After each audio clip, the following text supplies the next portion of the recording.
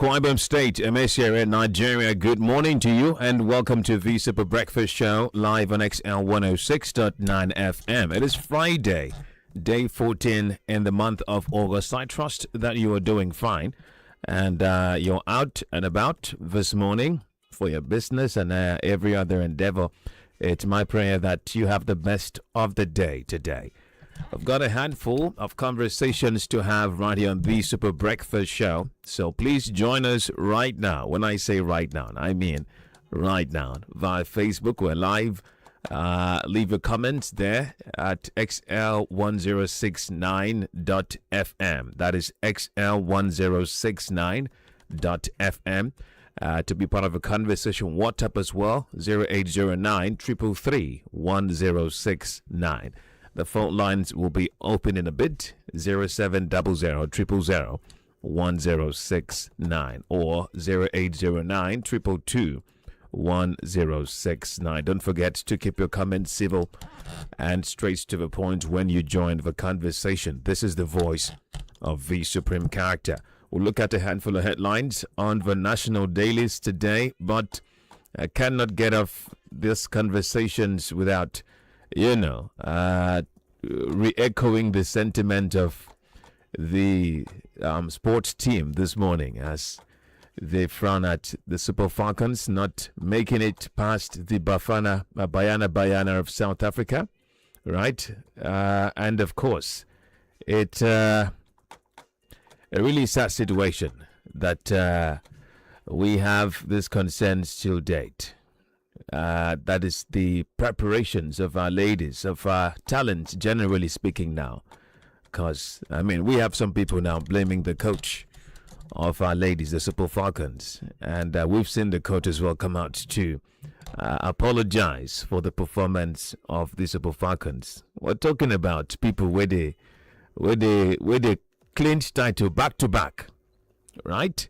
And now, just after our guys could not make it through to the World Cup, people were hoping that, look, just maybe our ladies, as they did one before, they go do one for us. It no happen. And it points right back to the conversation our sports team, have been having for quite some time now. The weak domestic women's league and the lack of local investment is one major concern that we need to look into if we must have a different narrative. And this one goes beyond just the Super Falcons now, right? So you have our team now rely entirely on foreign-based players, and we have a stunted grassroots talent pipeline. And somehow we just want to perform, be at best of form, right? How do we do that? With a systemic inconsistency. How do we do that?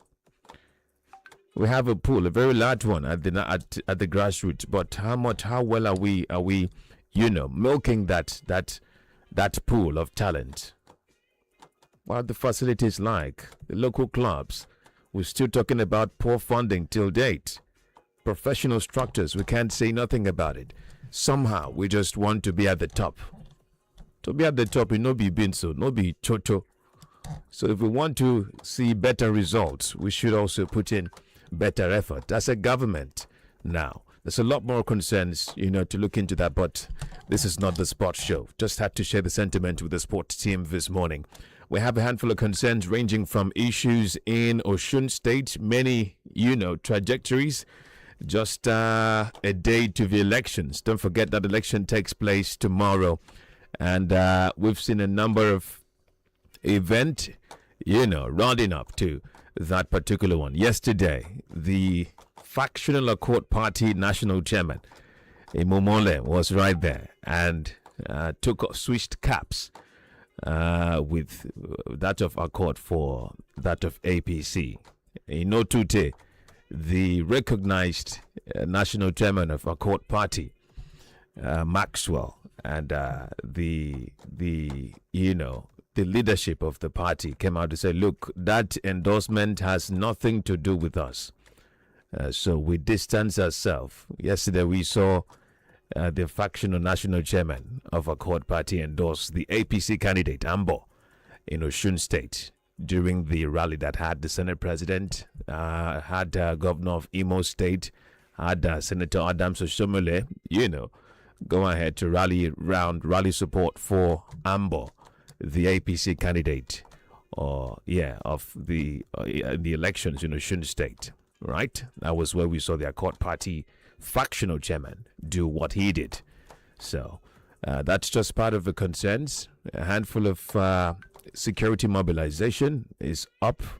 And of course, in the latest, we've seen the Akwa Ibom State Police Commissioner also talk to the boots in Akwa Ibom State that have also been deployed and said, look, you have to uphold the professionalism as you go over there.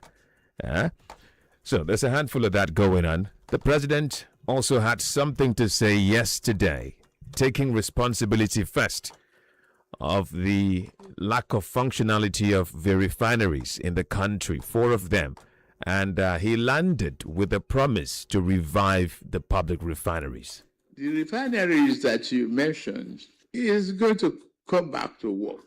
We're just building a very firm reset and structural reworking of the economy of it. Ordinary flame and the smoke of refinery doesn't mean that it's working until it's profitable and yield the value for which it is built. I'm not a man who go looking back and everything, because I've accepted the asset and liability of my predecessor. No matter what has happened in the years past, it's my responsibility now as the president to fix it, make it work for the largest common value of our population. I take responsibility for that, and I'm going to do it. All right. So many people have said very thoughtful of Mr. President to take a responsibility as a leader for the failure of the refinery so far, and of course, promised to get it back and running.